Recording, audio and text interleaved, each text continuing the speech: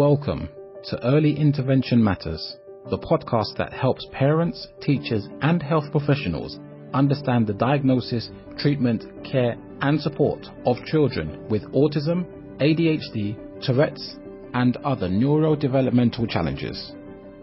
Your host, Dr. Inyang Takon, is a consultant neurodevelopment pediatrician, and she will provide insight through interviews, answering questions, and breaking down complicated topics. By sharing stories from parents and professionals in the field, we hope to make sense of what can be an overwhelming topic. Early intervention is crucial with children with developmental difficulties. Yes, early intervention matters. And now, here's your host, Dr. Inyang Takon. This is Early Intervention Matters, and this is your host, Dr. Takon. Today I'm going to talk about a very interesting observation. I think it's very important, and that's the question of why neurodevelopmental diagnoses such as ADHD and autism spectrum disorder or tic disorders and several other neurodevelopmental disorders is very important. I am a neurodevelopmental pediatrician and I have been practicing for over 20 years, so I am fortunate to have been able to observe and witness children and see how they present differently. I'll start by saying that no two children are the same, but also the fact that it's important for us to understand every child and not to take the general feeling or knowledge of what we have read somewhere to think everything applies to our child. It's very important that young people who are experiencing increasing difficulties have their needs met. Now, young people may have been functioning very well as younger children, and parents may have never questioned or thought about difficulties in the child, especially in the home setting. One thing we have to realize is that the home is the comfort area for the child, so any child that is at home knows their home, their families, their siblings, and that place is very familiar for them. Now, when children step out of the home, that's where the social demands come in. They have to then adapt to different things. There are different environments. There's a lot of change. There are noises coming up all the time. There are things, unexpected things are happening. So that child becomes very challenged by several things that are not happening in the home. And therefore, children who are wired differently, we say wired because it's a transmission of our nerves and how we adapt to things in our brain that determines how we respond to different situations.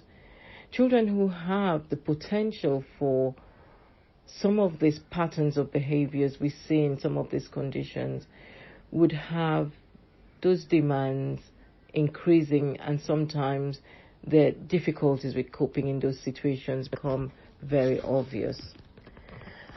Therefore, it is not unexpected that parents may think, my child doesn't do this at home, my child doesn't do this at home, whereas reports of that behavior is happening in different settings and the schools are reporting in.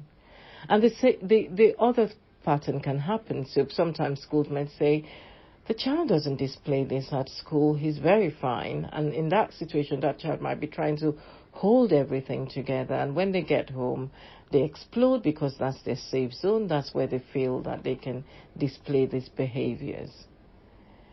So it's very important that we understand not only the patterns of how neurodevelopmental disorders evolve, but also that how our child reacts to different things, and also observe how our child functions when there are different changes or different demands, or even in social settings. So that child who seems like they're able to cope with friends or adapt easily may actually be holding different things and having a lot of anxiety.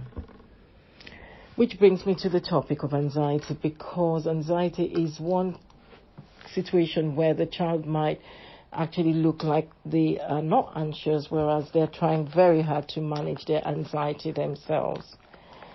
So I just want to encourage us as parents, because having these needs met early and identified is very important. We do know that when young people eventually move away, for example, moving out of the family home or going to university or going to other areas where they then need these coping strategies, sometimes those transitions bring out very huge difficulties, and the child that we thought could cope initially suddenly has those defenses broken down and they cannot cope and they're struggling. And some young people have had to stop their education because they just couldn't cope in that setting.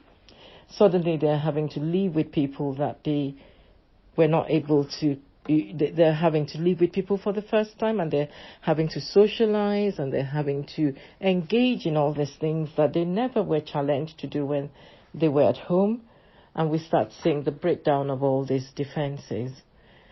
So it's important to be open, gather as much information, ask other people who know your child and how your child behaves in different settings. Not talked about specific disorders, but this applies to when assessing young people for different disorders. The same child who was a very lively, active, sociable child when they were younger could still be the same child who later on struggles in social situations and finds difficulties with coping. So I hope this has thrown some light into some of the things we may encounter, and I'm very happy to answer specific questions relating to this. In my podcast series, I talk about different disorders, but I just felt that as a general rule, this is important because transition will come for every child and the presentation may differ, may change, and it's important that we are ready for this. Thank you very much for listening, and do have a good day. As we always say, early intervention leads to better outcome, and early intervention can only be achieved by early diagnosis. So thank you for listening into the series today. I know some of the things we've talked about today would probably have generated some questions or need to seek clarification. So I'm happy to take questions, and I'll invite you to send your questions to eim@drtakon.com. Thank you for listening in.